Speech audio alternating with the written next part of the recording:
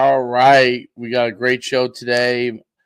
I'm back. We have Coach D obviously below me here, back as usual. And then we have our great guest today, Coach Tatum. Coach Tatum's high school coach, but really specializes in his expertise on the offensive line. And he's got all kinds of great content with respect to that. You could spend. He's at it's Walkertown, right? Is where you Yes, sir. Walkertown. Right? Yep, Yes, sir. yep.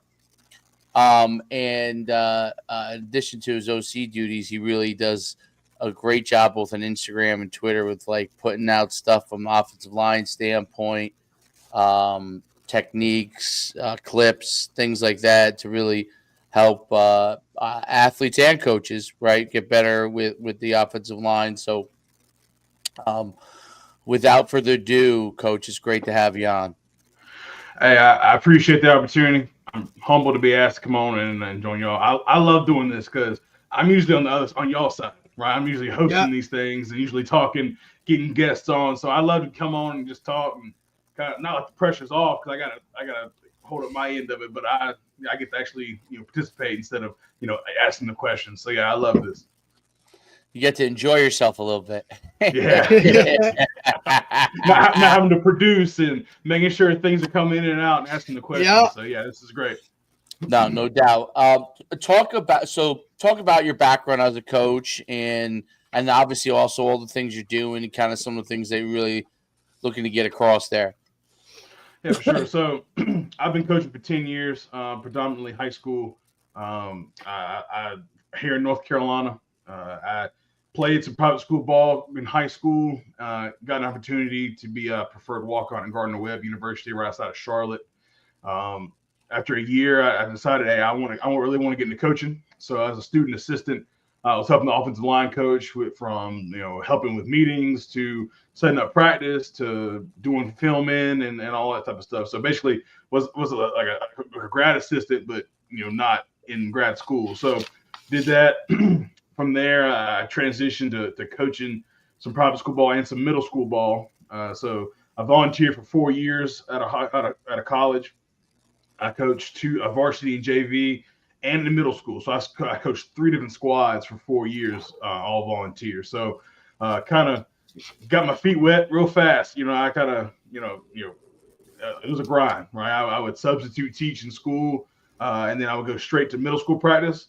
Then I would leave and drive about 30 to 35 minutes to the Greensboro area to coach until about 8 o'clock at night. So that was before I was married. So I was able to do that and did that for 4 years. And then I moved to Virginia Beach. Was at Tallwood High School right before COVID. This is 2019 at that point. Great time out there. But I went from coaching, not as much talent in middle school to coaching 6A ball. I had 5 seniors in my group that started for me, and I learned a lot, do's and don'ts, just kind of, as a young guy. And then COVID hit. I ended up coming back home. I was at a small 1A school, called North Rowan High School. I was there for 3 years, and that's where a lot of this stuff that I do now really took off because I got in with a coach. The head coach there was a college coordinator, an offensive line coach there at South Carolina State. Nigel Pearson, huge mentor of mine, and that's where we really developed. Hey, this is where we're going to really start getting this offensive line stuff going, especially in my head. Like I thought I knew a little bit. I knew enough to be dangerous to get my guys going, but then I really started to develop as a coach. So I was with him for 3 years, and now going into my 3rd year here at Walkertown, being a coordinator and just offensive line coach, had a lot of success this past year. Went 8-4. Lost in the second round of the playoffs to a team we beat in the second week of the season. So that was a little heartbreaker. But that last 10 years have been a blast coaching. I'm the first one to say I don't know everything. I don't. But I know it's made us successful, and I know some things that I believe in. So that's a little bit of the coaching side.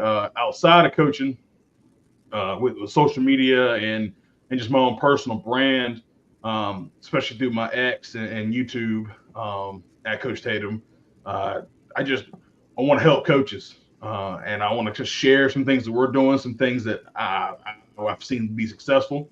And then a lot of times, one of the big things that really started was Having young offensive line coaches hit me up, be like, "Hey, coach, man, I just got thrown into coaching offensive line. Either I played it in high school, and so like I'm the only other guy that can coach it, or it's a veteran on the staff, and the coach trusts them, so they just thrown in offensive line, but they've never done it before. So that's what we really have started to hone in on coaching offensive line through all the social media platforms. And I love it. I hope we host clinics all day, our all day clinic. I think we do a really good job. Toot our own horn there for a second, but had about 1,500 coaches at the end of January come on, and we had 24 guests, 30-minute intervals from 8 o'clock to 8 p.m. All day for me. It's a long day, but I enjoyed it. So it's just high school and college coaches come on and just give them their time, and it's all free. So and then we have a coordinator one at the end of March. It would be the same deal. So really good stuff that we decided to hone in on and really start doing with social media. And I get a term that I don't like is big time. When you get called big time, it's kind of like you're too good for people. So I hate that term. Whenever I see people at clinics, oh, it's Tatum's big time. Like, no, that's not me. Like I try to be humble, try to kind of just trying to help. Right, I really am. So that's a little bit what we're doing. And it's off season now, so I love clinic season. No doubt about it. That's pretty impressive. 1,500 people coming to that clinic. Oh yeah, I was a part. I was fortunate enough to. That's kind of where I linked up with Coach and kind of just watched the entire process of how that whole thing went down. I mean, it was impressive. It was impressive to hit it on like that every time, and he's troubleshooting and doing what he's got to do, and it was just, and all for free too. So, a lot of good stuff that kind of went into that, and extremely impressive is that what you're doing, Coach. Yeah, that was our third one that we this year was our third one, and kind of gotten worked out some kinks. Whereas I stopped people like, hey, 30 minutes is up, we gotta go, because because you'll schedule was getting off, and because I was kind of like, well, it's good stuff, but nah, hey, cut them off, boom. And then this was our biggest one so far, and then hopefully the one in the end of March will be great. But next year, I know the fourth one's going to be even bigger. So yeah, I love doing it. It's incredible when you get all those people together.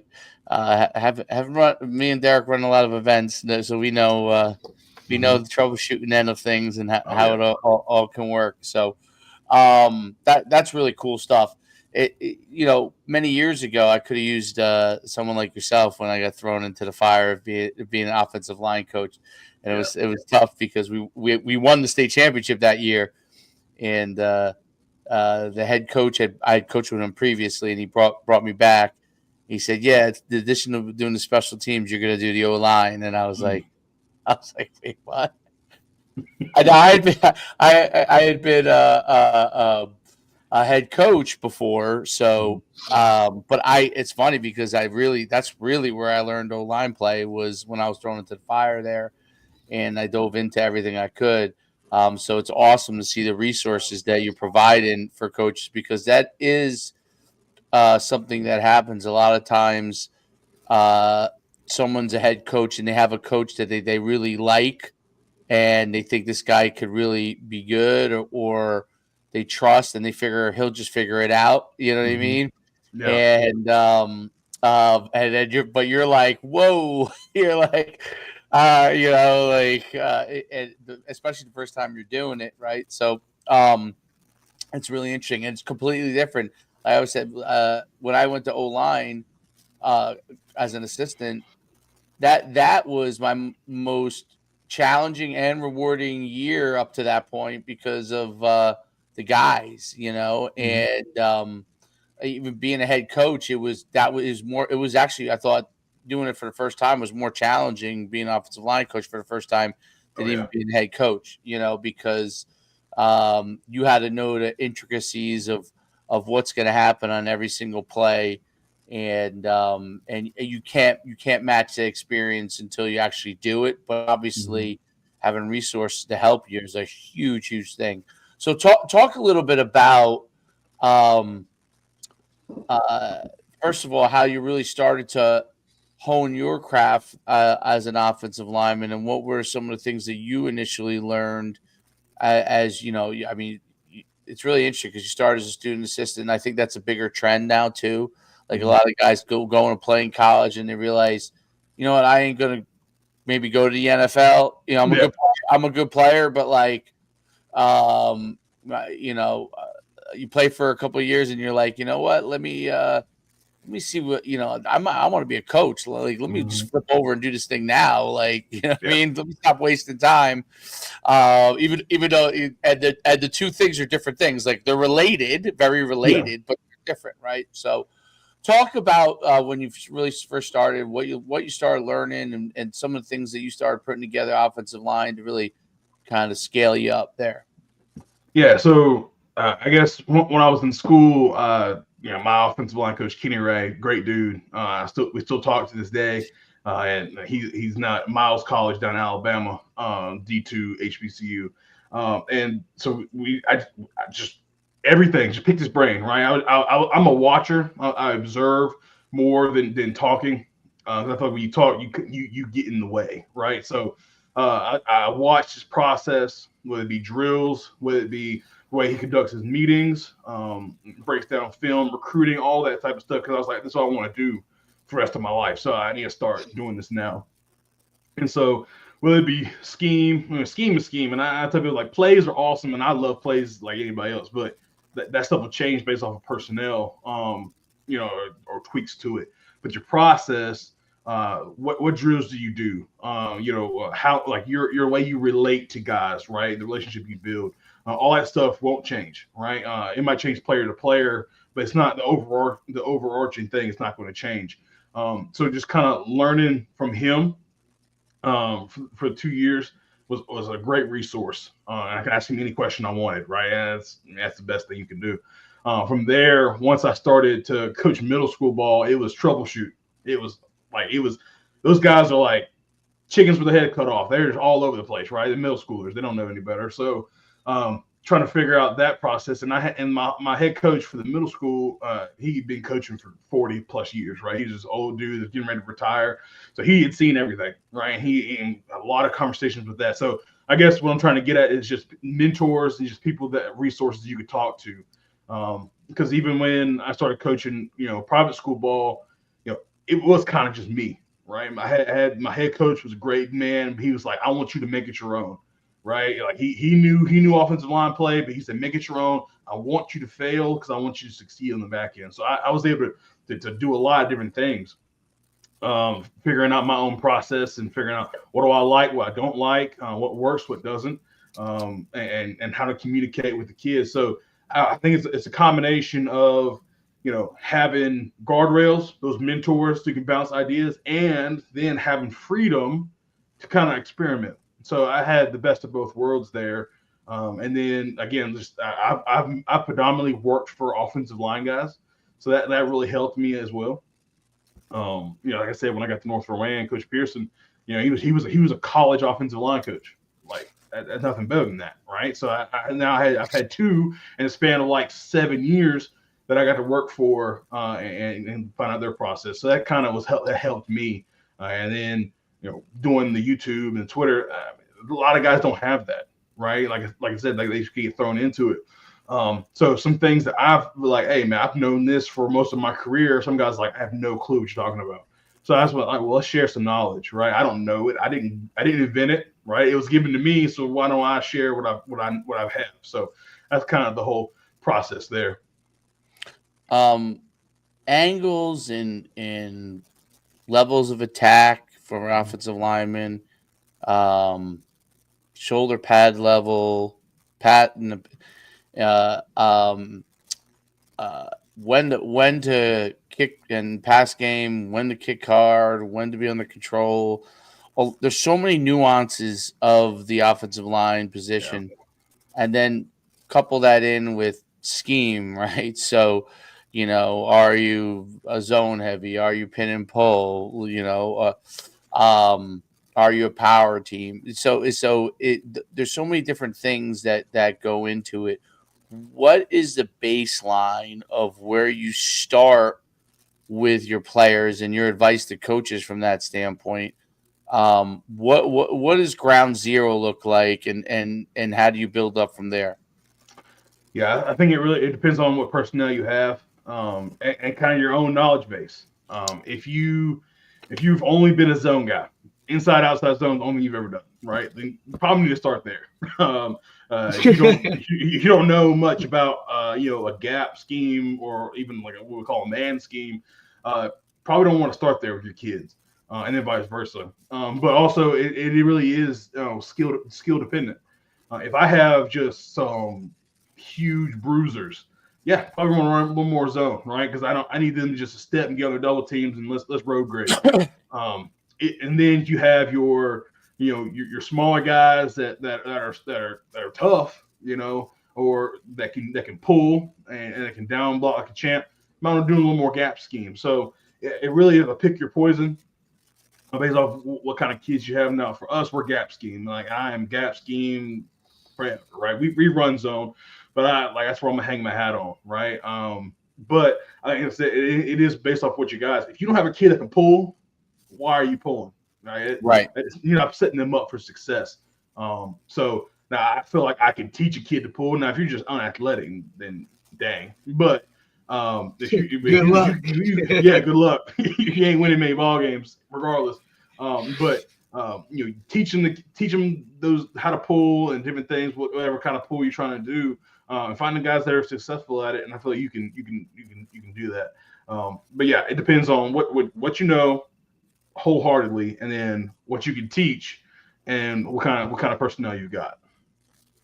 It's a great point, and it's funny because when I first started, I was like a big zone guy, big huge zone guy, and as a head coach, and then as an assistant, even though I came from my first assistant job, we were literally triple option. So, but when I took over as a head coach, became a big zone guy, and then the guy who hired me threw me on the offensive line, wanted to run a lot of zone schemes. So it was like really good fit. We had we had like basketball players as like linemen, you know what I mean? So they would just get moving and they would get on you, and we had backs that would figure it out, So I was for when I took over next time as a head coach, I was just like, man, all you gotta do is just run zone, man, and it's all day. The backs figure it out, and all of a sudden I had no linemen.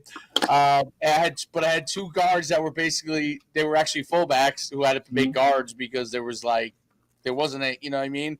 Yeah. There wasn't anything. And I started doing some like pin and pull with them because they could pull. And I was like, wow. And we ran. The team was okay. It was an okay team. It wasn't a great team. It was a middle of the road team. But they ran for acres because those two little stocky guards would pull. They'd be coming around, and they would pick up that block every time the back would hit it. And they ran. It was one of the most yards that we ever rushed for as any program I ever coached. And like I said, it was an okay team. It wasn't a great team overall, but they had a great offense because of those two little suckers would come around, and they were smart as hell. Yeah. They were smart as hell, right? And they would tell the other guys, like they would literally stand in the line. They would tell the guy who was supposed to the tackles who were the down block. They would just tell them, "You're down blocking here," and they they just wrap right around them, and they would do it all day. Yeah. And it was great. And I was like, man, I gotta start doing more of this. So I was like in the half and half world, and then I started to realize that pin and pull, I could do a lot more with big guys. I could do a lot more with small guys. And then I really would run zone if I had to run jet or something like that. You know what I mean? Or needed like a switch up type of thing. So I became heavily, like almost exclusively, a lot of pin and pull. And then just run it for like a jet, or if I needed inside zone, like, or zone read as like as a switch up. But really, I did most of the greatest thing about pin and pull is you're still reading off that backside end. You're just wrapping guys around, and it makes it more effective for the back, right? So that was what I loved about it. So talk about before we talk about technique and stuff, personnel. Like what is it about? And I touched on it briefly, but pin and pull and what you've seen has really helped like the kids that you work with be able to do well in the offensive line with that? Yeah. So referencing what you just talked about, how your two guards were like fullbacks. Like I've always said, a fullback's a third guard and a tight end's a third tackle. Like Yep. so that's what I believe. Especially being a run first guy. But I think pin and pull, for us, we've used it as a tag on the front side, outside zone, and we've used it as a whole play. Some people would say, "Oh, buck sweep." To me, it's different. And I love the argument and the debates on that some of that stuff. But I guess for on the front side, outside zone, especially for again against odd front, you got head up techniques. We'll tell this guy or a 4-eye on the front side. We'll tell that tackle, hey, just pin that thing down. The guard will just fold around you. Now the back side, so the center back side, they're still running outside zone, but we'll fold around with the guard just to get to the alley or get into that middle backer a little quicker, right? So we've done that as a tag, or we've done it as a full play where everybody, if you don't have a backside defender on the first level, you're pulling. Simple rules, right? If you have it down, take it down, right? So your backside, head up backside, take that guy. If you don't, you're pulling. Just if you're the first puller, which usually is either going to be the play side guard or the center, you're going to have to trap up the edge. Everybody else is pulling and wrapping. I think it's simple rules. Now, I know zone is simple, right? The process is not simple, but what you have to, who's doubling, who covered, uncovered, that stuff can be simple, but you got to rep it 1,000 times. Whether you're full doubling it or you checking hips and climbing, stuff like that, or staying on it, that stuff can get a little more complicated. But who's going where, zone, step play side, right? At the end of the day, step play side, block your gap. That could be a little more simple, but that's a great point. That's a great point you made there. Zone, in theory, is simpler from a concept standpoint. When you explain to somebody, almost anybody can get it pretty quickly. Yeah. Pin and pull is a little more difficult for people to understand in theory, but in practice, when you're teaching it for the linemen, I think it's easier because the double team aspect can be very difficult in zone because you really need guys that, can play with their head up and pick up things as it comes along the way. And it happens on the fly, right? Like you got to kind of know each other a little bit, right? Yeah. Like, hey, like this guy we'll be okay here, or and it's kind of changes game to game against who you're going against a lot, right? Because determining how, can we get this guy on the regular, and then maybe we can't, you know what I mean? There's just a lot to that has to be kind of, learned through the fire, really. Right. Yeah, and how the live rep aspect of it, right? Like, you know what I mean? The other stuff has concrete rules, and this is what we're doing, and now we're good to go. Yeah, I think with zone doubles, especially for right now, like spring stuff going into the summer, I work those zone doubles like every day.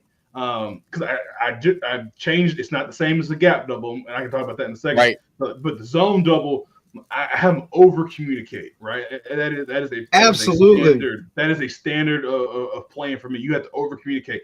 I'm talking about like exaggerate, right? So if we're doubling and me, like you, like whatever he needs to be, right? Or shoving a guy off, because eventually, if they're playing at each other like all spring, all summer, that can almost be nonverbal, right? I can feel, pressure, he's knocking me off. I can take over.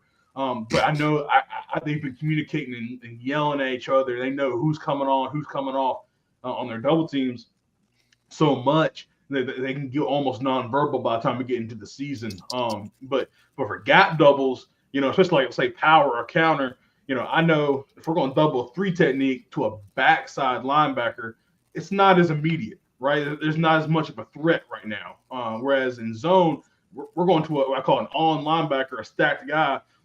More often than not, that guy can just plug right now, and we got to come off right now. Whereas going to a backside, he's over there, right? So I know my tackle from let's say it's a 3 technique. My tackle, we work gallop, where you're stepping down, you're knocking over, a 3 technique. I tell them the main objective of this double team is to put this guy in the A gap, and you're climbing to a linebacker. That's the number one objective. Now, will things get muddy? Will that guy be a war daddy down there and entrench himself? Sure. Knock the hip over and let's go. So it's not happening as now because we're trying to build a wall versus trying to cover up a linebacker that's coming downhill so the running back can make us right. So yeah, I think that's why I think gap scheme's a little bit easier because you're not you're building a wall versus I'm having to go block a dude now. So and I don't know. I think the way we teach it, I teach all my guys to play. I don't specialize certain dudes like, hey, you're a right tackle. All you need to know on power to the right, you're blocking down. Like, and that's all he knows. He doesn't know we're pulling anybody. He don't know where the back's going. Like, I try to teach my guys the whole thing. I feel like I like that. Once kids know why, they're going to buy exactly. in, right? Especially with these type of kids, right, that we're dealing with now, like this generation, they always want to know everything, right? So, look, I understand why guys do it that way, right? It's simple. It's, hey, you only have to know this. You only But I just think when, especially being a secondary player playing in as a safety, like I wanted to know everything that everybody was doing. It just fit together. It helped me fit the puzzle better when I knew what this guy was doing, that guy was doing, everybody, so they can kind of fit into it. And it's the same way with offensive line play. When you could teach every guy what's going on, like I just feel like they get it more.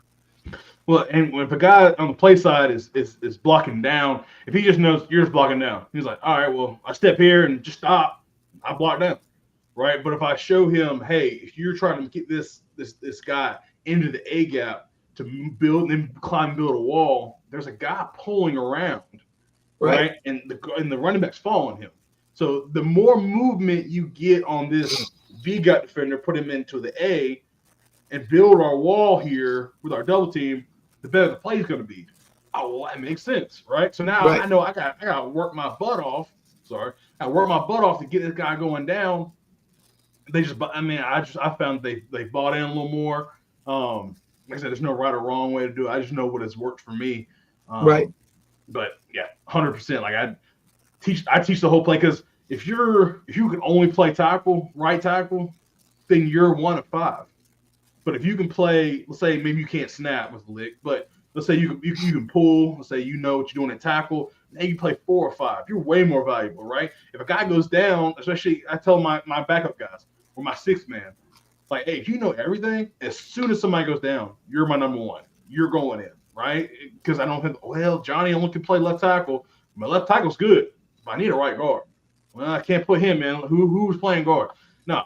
Learn everything, right? Now, there's some guys that can fit in the mold of certain positions. Some guys that can pull. Some guys that, can't play dead in the cowboy movie. But you got to figure that out, So I don't like. Yeah, I just try to teach them all the whole play, and I found value in that.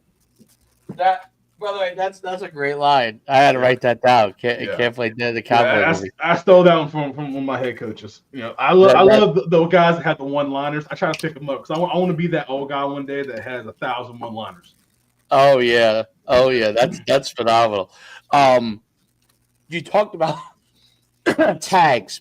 I became a big believer in tags with the offensive line. Kind of looked at it just like I did with my skill guys. Like, hey, if I could tag a guy in a slant, I could tag the offensive line to do something, and not have to change the name of the play, right? And so, and where I first did it was on sweep. We used to run sweep zone, and then we would zone it, wide zone it all the time, pitch sweep and or jet, and then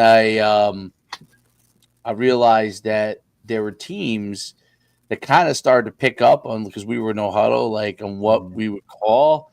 So I said, okay, so we put a tag on there where the lineman would pull, and instead of them zoning, they would down other than the 2 pullers, like the Lombardi sweep we would run basically. And it became, and then the back knew that instead of it kind of trying to get out wide, you're looking for the first cut up opportunity if you can get it, right?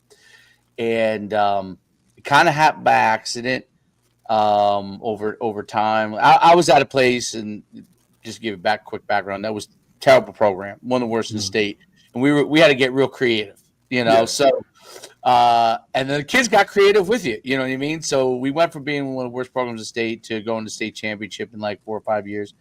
But some of these things became part of what we did, right? We were very effective at this stuff. So we tagged it, and all of a sudden teams would overrun.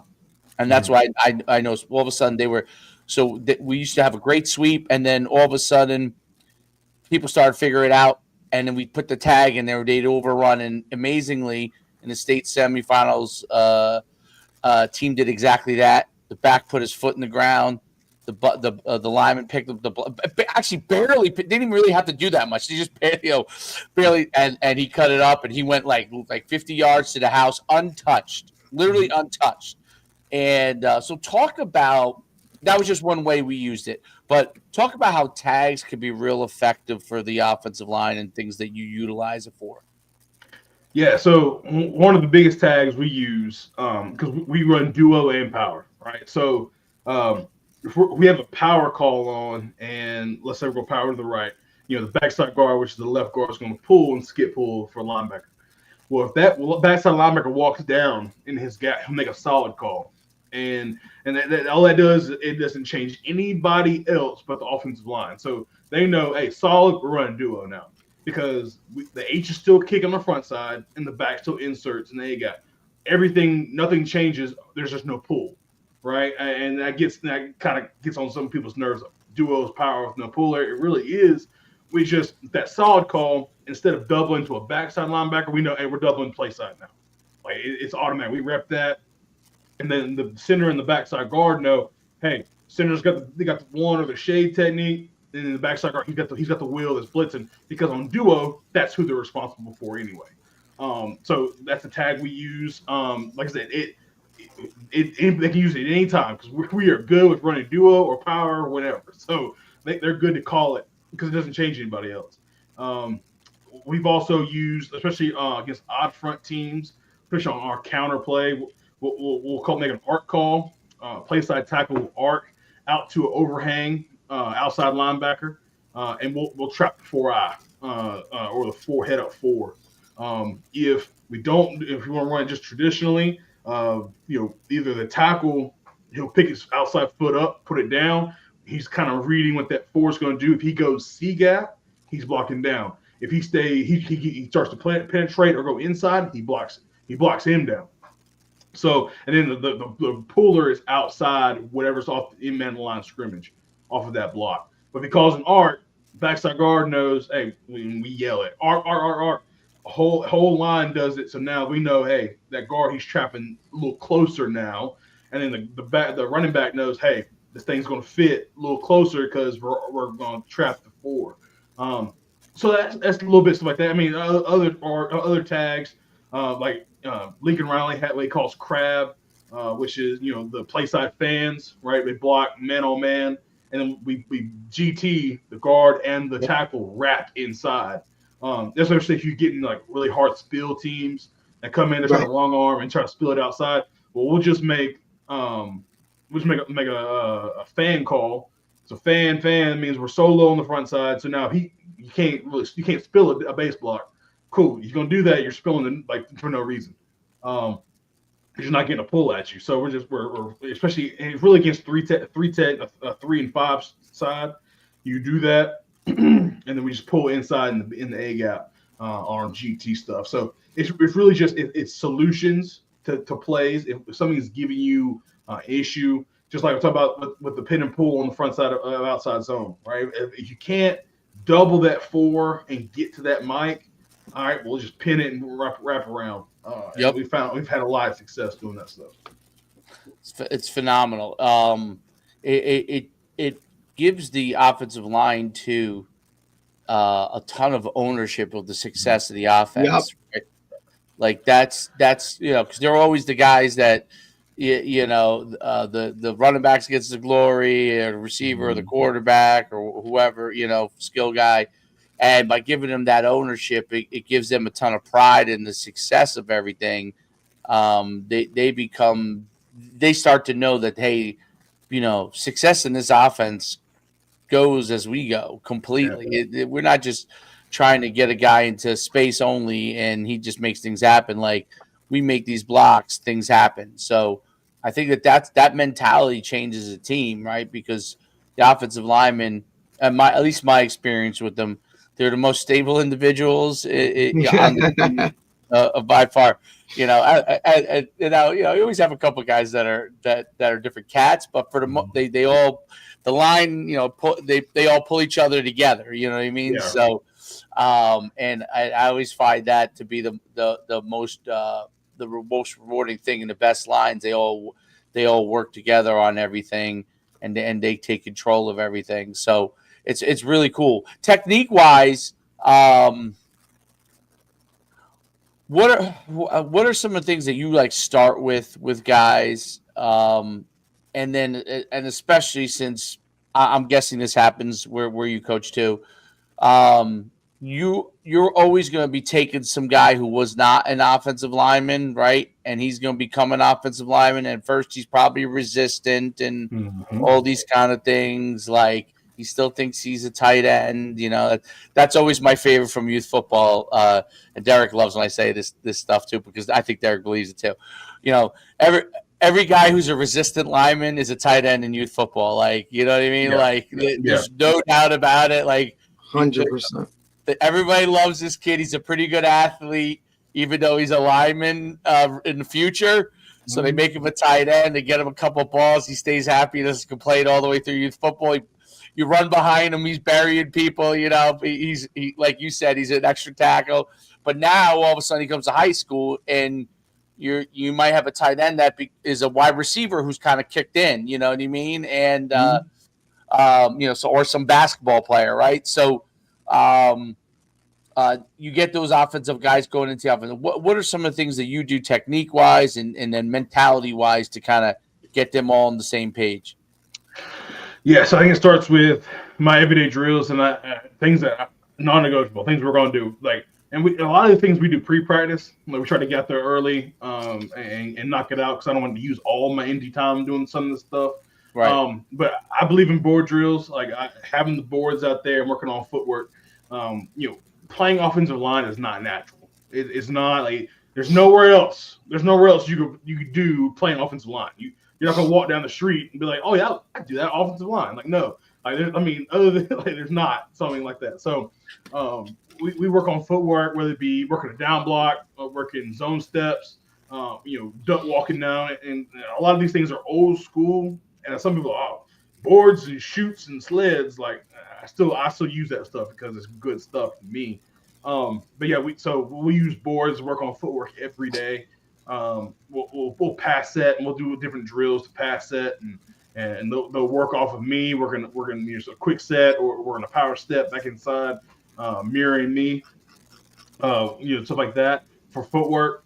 So I started building from the ground up, and we'll progress on a lot of these drills. So especially right now where we can't do much contact, we can work with the guys. We'll just be working footwork, right? And then eventually I'll have bags out there and have guys on the boards, and they'll work their footwork, and then they'll bring their hands in, right? So thumbs up, elbows in your ribs, stuff like that, rolling your hips. So just repping that stuff a lot. I work hand placement on certain blocks. I work head placement on certain blocks. Especially on down blocks, you got to be very, very specific on where you put your head, and on front side or the back side, and keep your head out of it, but that's where your placement is, so you can get leverage on a guy. If especially on down blocks, you got a guy that is a penetrator, right? You need to get your ear hole on his belly button. You need to go. You need to put your hand. I put a hand on backside hand on his hip, play side hand on his chest, and we're running the guy. And just get him out of the way, right? It's a down block. It ain't gonna happen like that, right? So if he's more of a read guy, okay, get your head on his back, okay, right there on his back. So he's gonna either play over top, great, because if he's gonna play it underneath, then we're winning, right? Because we're pulling. If he's gonna play over top, then get your head on his back and then work your hips around, stuff like that. We'll still work the sled, right? And for me, the sled is more of a conditioning tool.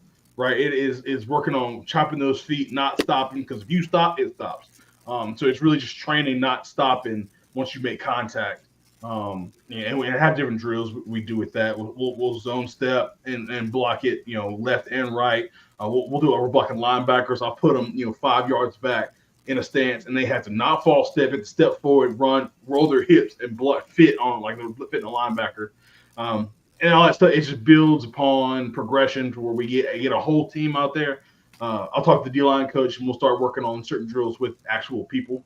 So it's not we're just blocking stationary targets all day. That's huge. Yeah. When you and I feel like, coach, when your O-line and a D-line coach are on the same page, where you can both kind of, kumbaya it and freaking figure out how to like actually get real work where it doesn't become like a competition battle or this or that or who's big, when we can work together so we can get on live bodies. I feel like that is the best prep work for line play that you can get, and it's hard to do that, right? Because ego comes into play at some point always, right? And my guys, your guys, and if you are a 2-platoon team, it's competition, and if you're not, then you probably are the O-line D-line guy, right? Like you probably are the only guy, but it's good on when you can get good on good. It's a game changer. So we're servicing them when they're on defense, and they're servicing us when we're on offense, and we cut. The biggest thing we got to do is cut down on what we call brother-in-law, right? Like we just kind of I'll make you look good on this rep, I'll make you look good on that rep. Nah, we're gonna compete, but we're not ever trying to kill each other either, right? It ain't inside drill. When inside drill comes, we're trying to kill each other. But yeah, when we're still indie, like give us resistance, give us a look so we can try to problem solve. But yeah, that's where we kind of go with technique wise. And I kind of break my indie time up. I try to do my run fundamentals, and then I do my run skills. Fundamentals is like a lot of stuff we just talked about, on boards, on bags, stuff like that. And then the skills is against other people, and giving them live looks before we go to inside where the bullets are flying.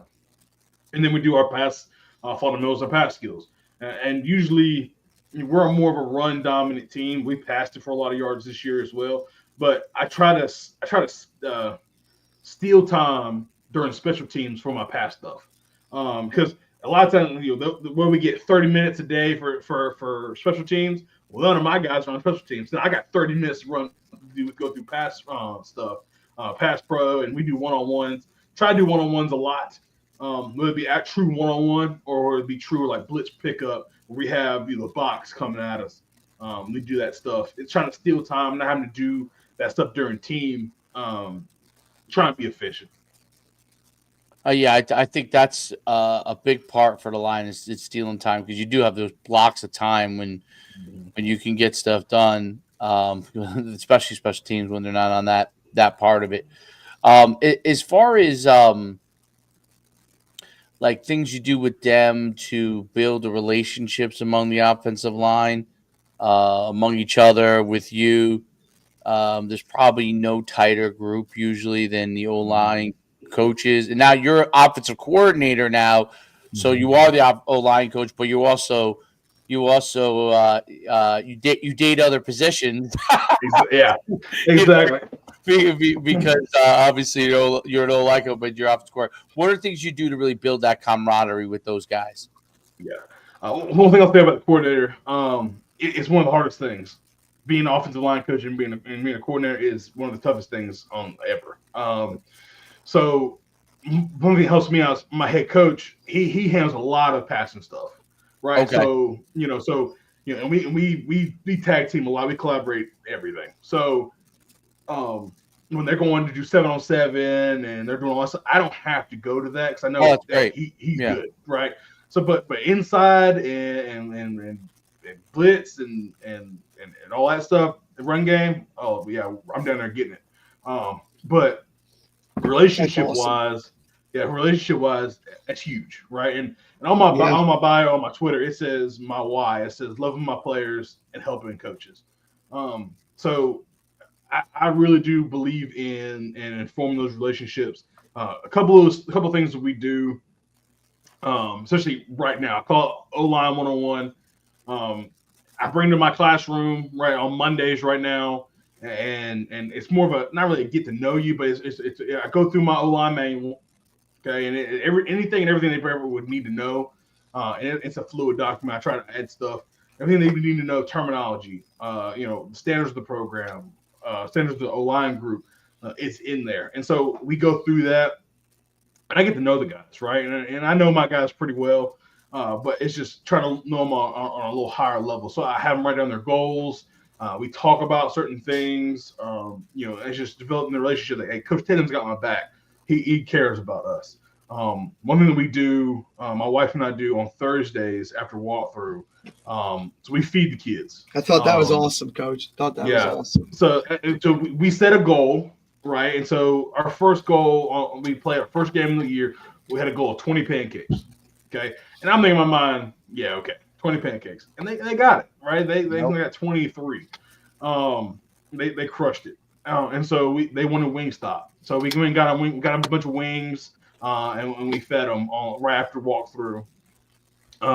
If it's JV game has no way, my wife brings the food and she feeds them, and I dip for the game. If we're at home, then I can sit there, I can be with them, and I get to eat Wingstop too. But yeah, exactly. That's the best part. Exactly. But I take my stipend because we don't get paid that much in North Carolina. I mean, I don't know how it is. No, I know. Yeah. Oh no, don't worry. It ain't anything to write home about that much in Jersey either, buddy. Yeah, like, exactly. It ain't crazy. Believe me, we're not. This ain't Texas. Yeah, in Texas. So I take my stipend, right, and we put it back towards the kids. And we set a goal, it's an obtainable goal, right? I'm not gonna be like rush for 400 yards and no sacks and like, do we want to run for 400 yards? Of course, but we're gonna find balance as well, do whatever it takes to win. So we might not hit that, and then you don't feed them. We had a great game, so we end up, we'll set the goals, that are good. We had a goal when we played a top 10 team in our class and beat them. They didn't make the goal, but we beat a top 10 team in the class. So we still fed them. And it changes where they wanted wings, they wanted like Chick-fil-A, they wanted pizza, whatever it is, we'll go get it for them. And that I just trying to reinforce, like, hey man, you got my back, I got your back, right? You listen to me, you do what you're asked of, and we'll reward and we'll help you out. And at the end of the day, they're all sitting there eating together. Right. That's right. They are collaborating. They joke, whatever it is, and they always, they joke when the next one guy goes and gets a few more extra wings than everybody else. Fatty, blah blah. They'll joke with each other. Yeah. All that stuff, and so I found a lot of value in that. And There's then, no doubt. And then just knowing them on a bigger level than just football player, right? They are a person. Right. And I try to, some people say, especially as a head coach, you need to know at least one thing about one of your guys. Well, I didn't know a lot because I only have, we're a 2A school, which means we have like 680 kids in the school. So I might have on a good week, I might have 12 guys in my group. Maybe. More often than not, it's 8. So I need to know a lot, right? And so, and whether it be checking up on them, whether I walk through when they're at lunch, just kind of, picking at them, or just talking how their day was, have some, how's things at the house. They find value in that stuff because not a lot of people are doing that. Their teachers aren't doing that. Sometimes their family aren't keeping up with them. Very right? true. They just come and go like from the house. The house really sleeps, right? They're not really there. So just kind of showing an investment, and I say I love them every day, and we break it down. And I think at the beginning it's kind of like, yeah, okay, but now they're like, yeah, Coach Tatum really does. This is my 3rd year going into it. And it's consistency, right? The consistency is what's big. They know that I'm not just saying that so I'll block harder. Like, no, Coach Tatum says it even when I don't block. I love you. You're not doing what you're supposed to do. Like, we're gonna get this thing right? You're gonna hold up to the standard. At the end of the day, I do still love you, right? You're not. I love you enough to tell you that you're not holding the standard, right? So those are the things that I try to do to build those relationships, and we'll take them places. We haven't done as much at where I'm at now. My previous stop, we took them bowling, we took them arcade, or wherever we could find to take them, just to be out. I don't live close enough to the school. I live about 30 minutes from the school, so I don't live close enough to bring them to the house and cook out. Right. Our D-line coach does, so we've done that. We take him to the D-line coach's house and have a cookout. He has a pool, all that stuff, especially for the summer. But just investing time in those guys.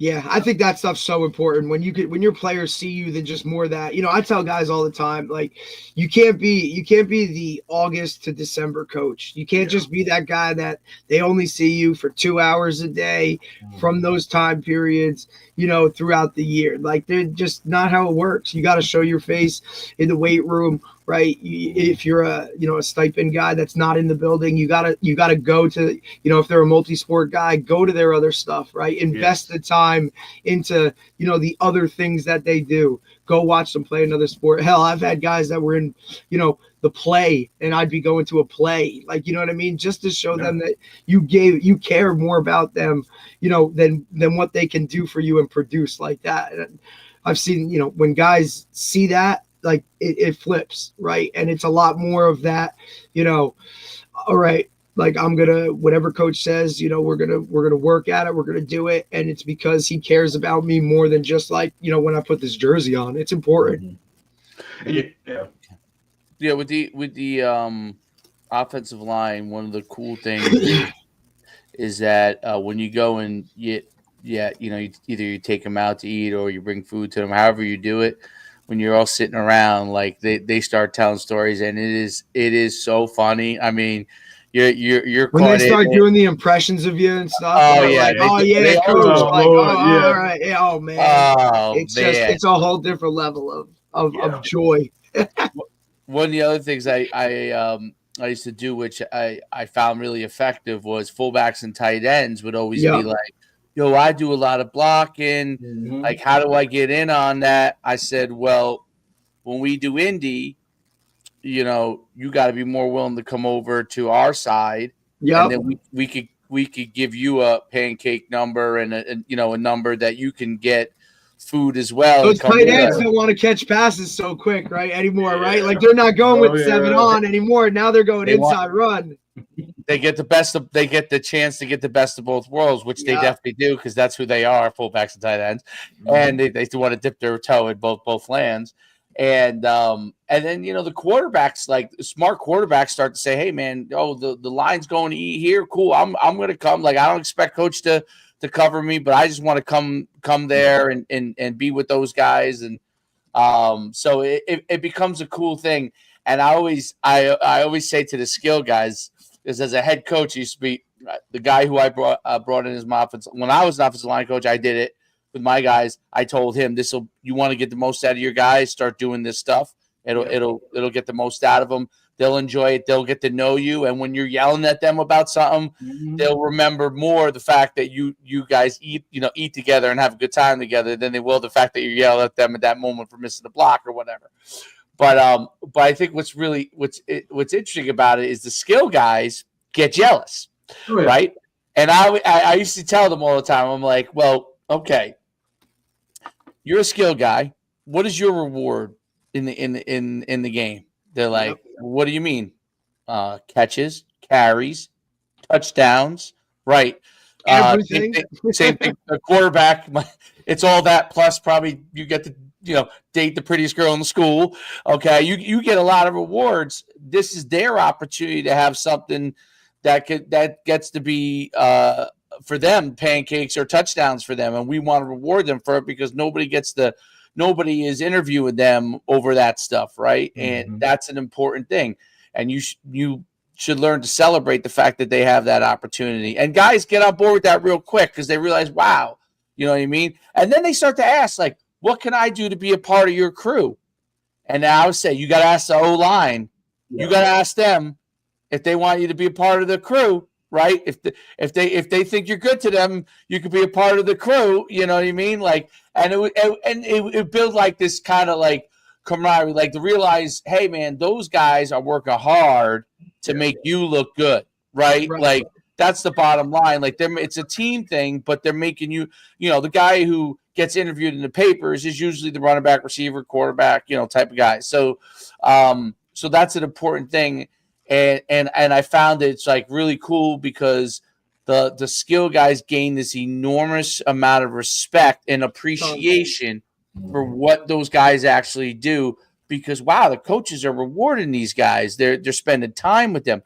And I think that's what builds it actually builds the whole entire team from that process, because they understand that respect, because all you ever see on TV, right? That lineman missed the block. That Right. what do they show on the NFL? You only know an NFL Right. line. You only know a lineman's name when something negative happens, right? Yeah. It's like nobody knows who the long snapper is either, bro, until he sails 150 yards over the dude's head, right? And then it's like, or hey, this guy's holding, or this guy's this. Like, it's just you don't get the glory. And really, I tell guys all the time, like, you do understand, fellas, that the O line, there's 5 spots, right?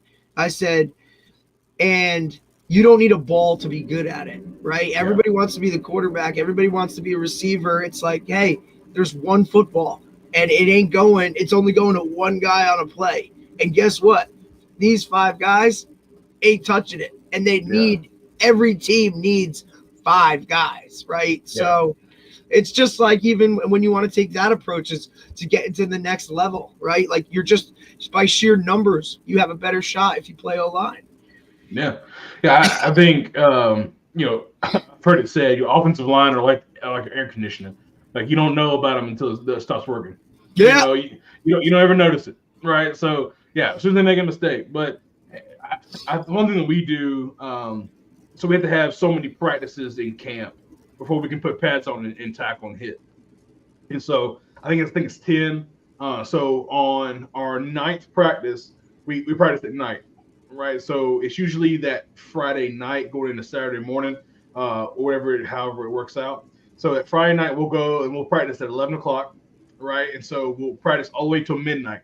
Midnight's a new day. We start practicing again. That's our 10th practice. So it's a midnight madness, right? That's awesome. So we invite the community, and we'll do stuff like that, and they can come watch us hit. So we'll have the skill guys and what Kirby Smart calls, New Age Oklahoma, and have those guys, it's receivers versus DBs, and they got a block for somebody coming through. Yeah. They realize real quick, hey, this blocking thing ain't the easiest thing in the world. No. Right. So that's another way they get a newfounded appreciation. And if you throw, bubbles and different like perimeter screens, like, you got to work those things in. So we do a lot of stuff during the week as well. So you don't hear as much of, at least from the team, because, the stands are a bunch of idiots anyway. So what do you mean, somebody. Coach? So that's where the best coaches are. Don't you know that? Yeah, like, those guys are the best play callers in the country on Friday nights. It's like everybody in the stands, they can call plays on Friday night.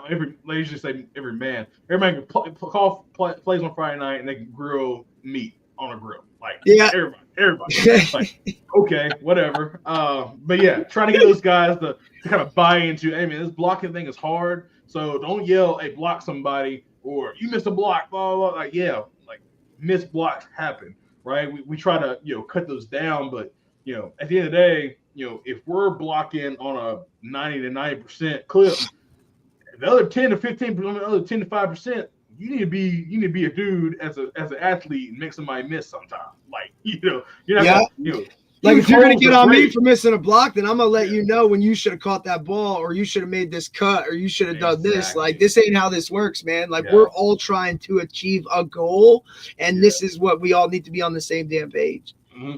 It's like, if you listen to any college guy give a clinic, especially like be a running backs coach or offense coordinator, they'll show, hey, the line's job is to get the running back to the second level.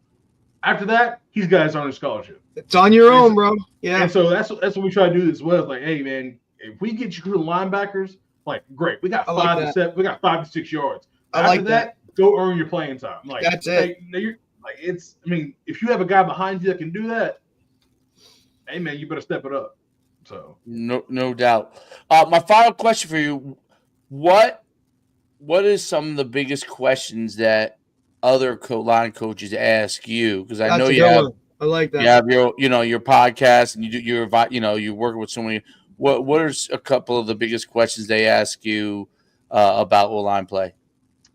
Usually, it is everyday drills. Like, what drills should I do? Like, I'm kind of lost. Like, or what drills to use that correlate to the game, right? And so, and one of my biggest answers to that is I walk through a ton, right? some people are like, oh, walk through, right? Why are you walking through? Because it's not really a walk through. It's not like, oh, step and walk. Like, no, we're running through it, right? But it's I call walk through is getting reps of what we're going to do in team. We're full speed. We have a defense out there, but it ain't, you're not trying to kill anybody, right? We're making sure that we're communicating. It's getting perfect reps in a controlled environment. I do that a lot. It would be pre-practice, coming out of install. Maybe it's on Monday. We just installed a new play. And we walk through it a lot, right? It's rapid fire. I try to get them moving really fast, get them heart rate up. They're not able to think as much, reaction.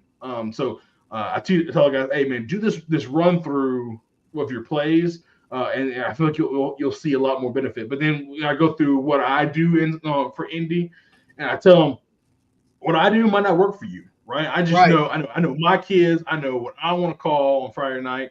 So I know what we need to get better at. And I know, like we're a gap scheme team. So we're going to work downs and doubles every day. Like that's just what we're going to do. And so just finding little nuances of drills to like, hey, we have our overarching, down block drill. We have our overarching pull drill.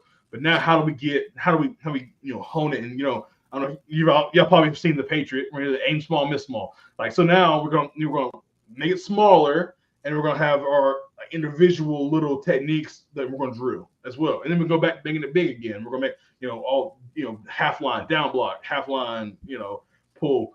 So just finding, what you realize what you want to do offensively, know what you want your guys to be able to do, and then just drill it. So that's usually it's what drills should I do? You got to figure that out. Like I try to help as much as I can. Like, hey, here's some ideas of what I do, some ideas of what some friends of mine do. I try and also providing a resource to other coaches. So that's one big thing. And usually it's just scheme, right? It's, well, what do you call this, or what do you call that, or what do you do this? Hey, we're trying to run outside zone. We're trying to run inside zone. We're trying to do. It's like sometimes it's like, but you're trying to do too much, right? Like just figure out what works best for you, and drill it over and over and over again. It's the same thing with the pass game, right? Like so many guys want to do so much stuff. It's like, man, just get really good at this, and then then you can go to right, but you got to have some type of foundation where at the end of the day, we can call this and I don't care what they're in. And we got to have the confidence that we're going to get it done no matter what. Yeah. I've had some people be like, well, what do you install? I'm like, what we do is not good for you. Why? Because I've been at my place for 3 years now. Yeah. So my guys know our base stuff. So now we're trying to get a little more multiple. Of course, doing those tags that we mentioned, we're doing whole scheme tags. So what I do might not be great for some people. Guys struggle with that, coach, right? Because they want to just, I think a lot of coaches, for as innovative and want to try things on their own, they also want somebody to hand them a textbook that they can read and just say, all right, well, if I do this is going to work. And then they come back to you and they're like, that didn't work. It's like, well, buddy, I told you what works for me ain't going to work, might not work for you. You got to figure out your own niche within what you have. And it all comes back to knowing who you are as a team, or, look, I'm sure we've all been part of situations where that head coach wants something and it's like, this is what we're doing. It's like, coach, we don't have that. We don't have those dudes, right? Like that's a tough situation to be in. But like you said, it comes down to what you have and what you're good at, and then just repping it over and over and over again to get really good at it. Yeah, I went to a clinic. Glazier had their clinic in Charlotte this past weekend, and I told people like this was one of the better clinics last year's Glazier wasn't great. This year's was really good. Yeah, they upped the ante this year. They really rebounded a lot. Even our one that's in Atlantic City up here in Jersey was real good compared to what it's been the last couple of years. Yeah. And so I was like, I'm just trying to everybody jokes me. They're like, man, you do this, you do that. You have a YouTube. What are you doing in clinics? Like, one, it's socialized. I see all my buddies, right? That's it. Yeah. I get to meet people that maybe know me. Network, man. I'm just network. I'm just trying to get something, right? One coaching cue, one new drill that a coach is like, this is, made my time more efficient. I'm not trying to go learn a scheme. Like, I know what I like to run. Like, I'm good, right? I'll try to learn a tag off of something that we do, something that makes us more multiple. I'm not trying to go learn a new system. Like, that's not for me. I'm good. I know what we're going to do. But some people do that, and I try to encourage them not to. Now, if you're just have no baseline and you don't know much, you're just trying to get into it. Either, I usually tell two things. One, either attach yourself to somebody, whether you need to go work for somebody that does a certain thing, or you need to go and maybe you need to learn somebody's scheme. But then I tell them, once you learn it, then you need to try to make it your own. Because if you can't teach it, you can't problem solve it because you don't know all the answers, then you're not going to be very good, right? You can run X coach's system, but you can call it same things. You can rep the same way and all that stuff. But as soon as you get out there on the field and bullets start flying, and you don't know how to fix certain problems, you're going to get blown out. So definitely tell people either attach yourself to somebody that knows what they're doing, or take a system and then make it your own and problem solve it. No, reverse engineer it, as you would say. No doubt about it. That's dude. You have so many great things that you're doing. And how you're advising guys, and you're still a young guy too. It's pretty amazing. Tell everybody your Instagram and your Twitter so we can get them there and they can follow your stuff, because like everything we touched on, that's just a piece of. God, that's not even 10% of it, man. I mean, like I said, that clinic alone that you put on, Coach, is incredible, unbelievable, helped out. I mean, so many guys from all over. I mean, all over, man. I think you had a goal of hitting all 50 states, right? Yeah, I got 48. But I don't know if they have football in the state of Wyoming, coaches. I don't know. Like, I've been trying to find coaches in the state of Wyoming all that whole time. So, I was able to. I think it was 49. Cause last minute I got somebody from Nevada, which is crazy because they have good football in Nevada. They do, right?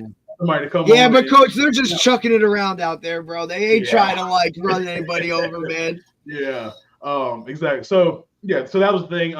But yeah, socials, guys, X and Instagram is at Coach Tatum 90. Right there on the screen.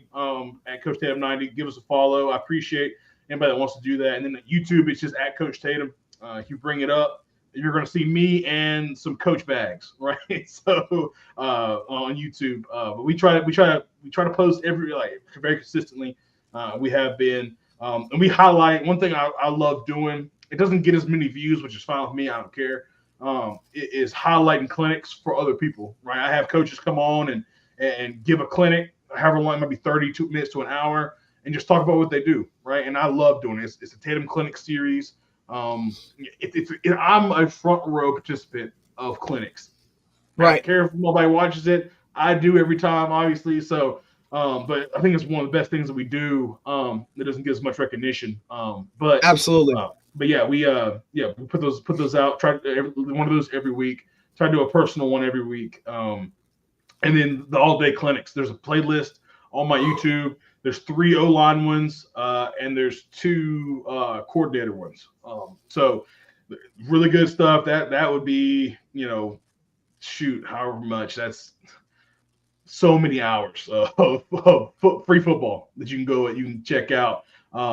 It's 60 hours, right? You can go and check out. Hell, I thought it was awesome. I could have kudos to you, man, because the logistics of that, of just trying to get all those guys. I'm sure it's somewhat, now that, you're out there and people know you and you're like, hey, who wants to do it? I'm sure it's a lot more of you kind of telling people no, right? Like, sorry, we can't. But at that same time, man, just to watch how you worked for that day, I was like, damn, this is impressive, right? I mean, we run 7-on-7 tournaments, so it's a shit show every time. Like, you know what I mean? Like, but we do the best we can with it. But I just understood exactly when you were sitting in the chair and my man is already 5 minutes late and then he can't figure out how to link it up and this and that. And I'm like, I feel bad right now because I know exactly what he's going through. But you do a great job, man. Really appreciate you taking the time to come talk to us, especially about the O-line, who, in my eyes, you you are never going to be successful if you don't have those big dogs up front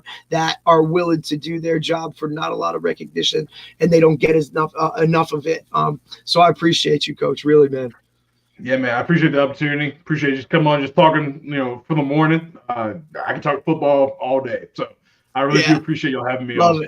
Love it. Coach, it's been great having you on. Can't thank you enough, and we'll see you soon. Yeah, man, appreciate you. All right, Coach. Bye. Yeah. That was great. I learned a lot. He's got a lot of good shit, man. Free, like it's all like his stuff. It's like it's on the level where everybody can understand it, right? Like it's easily accessible. I mean, he's constantly. I mean, he does a podcast. He does, you know what I mean?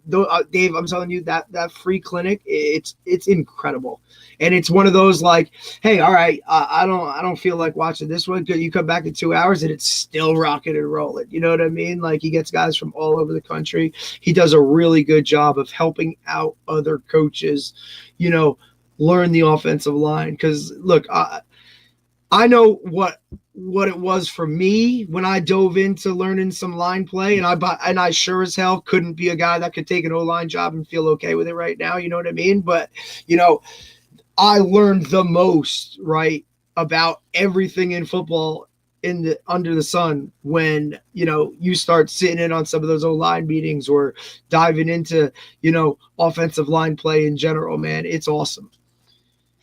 No, there's no doubt about it. The offensive line is most important thing probably to the offense, and it's hard. You're coaching 5 guys. You know what I mean? Like it ain't like you're just coaching the quarterback, or whatever. It's 5 guys at one time that you got to watch and keep eyes on. You know what I mean? Absolutely. There's ain't easy to do. No doubt about it. All right. Well, until next week, I think. Right? No, nothing tomorrow. Big weekend for us. Here we go. Just another one, right? Another one. Great. 3 weekends in a row, baby. I think it's the first time we've done 3 weekends in a row. I definitely think that. Oh, 100%. Yeah, that was the part I was like, have we ever done 3 weekends of Suns? No, I don't think we have. Definitely not. Never have. And we've also never been, we might have, but they sure as hell weren't the size of what it's all been. of them are good size. All of them in good size. That's the difference too. Is that there's nothing that's just it's not a layup one or something like that. Not that any of them are layups by any means. So anybody that just thinks they can flip a switch and run a 7-on-7 tournament, good luck. Give us a call. You got Zort's issues? Call us too. Ha! All right. Well, till next week. Are we on Monday or Tuesday? Tuesday. Tuesday, actually. All right, perfect. We'll see you then.